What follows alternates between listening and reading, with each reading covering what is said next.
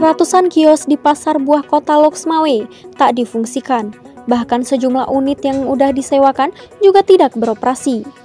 Amatan AJNN, sejumlah kios yang berada di Kampung Kedah Aceh, Banda Sakti, Kota Loksmawe itu sudah terpasang papan nama, namun tidak beroperasi, bahkan kondisi bangunan kios tersebut tergembok.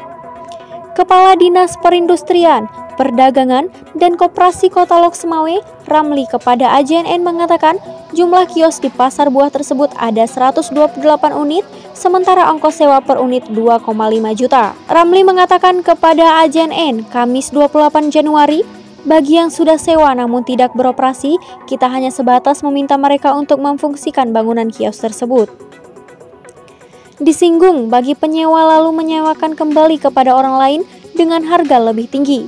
Ramli mengatakan bahwa dari Disperindakop hanya menyewakan 2,5 juta per tahun, tidak lebih. Ia juga mengatakan jika memang ada yang terjadi demikian dan merasa dirugikan, bisa melaporkan hal itu ke instansi terkait atau aparat penegak hukum agar memberi pelajaran supaya hal tersebut tidak terjadi lagi. Lanjut Ramli, di tahun 2021 bagi kios yang kosong, jika ada masyarakat yang ingin menyewa, bisa langsung berkoordinasi kepada Kepala UPTD, koordinasi ke dinas suruh cek. Jika ada yang kosong silahkan diambil.